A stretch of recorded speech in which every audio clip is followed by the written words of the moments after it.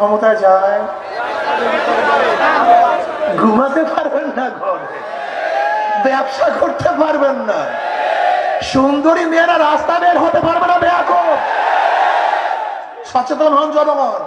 আওয়ামী লীগকে যে চাঁদাবাজি জুলুমের জন্য তাড়িয়েছে দেশের মানুষ, সেই চাঁদাবাজি এখন নাই। তার মানে চাঁদার পরিবর্তন হয় না, হাতের পরিবর্তন হয়েছে। যে ধর্ষণের জন্য আওয়ামী লীগকে তাড়িয়েছে, সেই ধর্ষণ হচ্ছে না।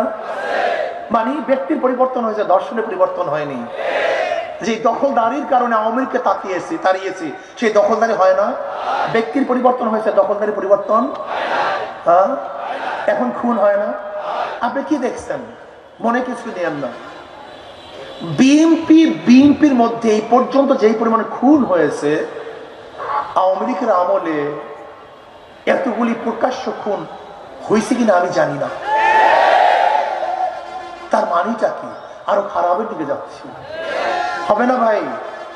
আপনি লিখে রাখতে পারেন, আল্লাহ না করুক যদি আজকে যারা চাঁদাবাজি করতেছে, দখলদারি করতেছে, জুলুম অত্যাচার করতেছে, ধর্ষণ করতেছে, যদি এরা ক্ষমতা আসে,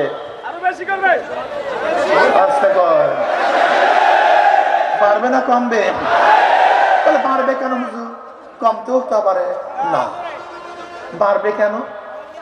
এখনো তাদের ভয় আছে, যদি আমরা এই কাজগুলি করি দুর্নাম হবে, বদনাম হবে, পত্রিকায় আসবে। সানশাইন আটা ময়দা সুজি, ভালোবাসায় তৈরি, মিডিয়া আসবে, মানুষ আমাদের ঘৃণা করবে, ভোট দিবে না। ভয় আছে কি নেই?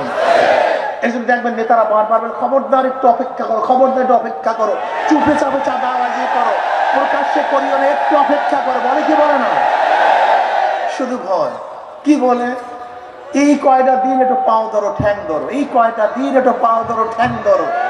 এই ঠ্যাং ধরা খারাপ কিছু না, এরপর 5 বছর তোমাদের পাও ধরবে। বলে কি বলে না? তার মানিটা কি? তার মানে তাদের মধ্যে ভয় আছে, খারাপ অন্যায় কাজ করলে ক্ষমতায় মানুষ নাও নিতে, যদি ক্ষমতায় যায় ঘুমাতে পারবেন না, ঘরে ব্যবসা করতে পারবেন না, সুন্দরী মেয়েরা রাস্তা বের হতে পারবে না। বেয়াকুব, সচেতন হন জনগণ, সচেতন হন, সচেতন হন। আর কত?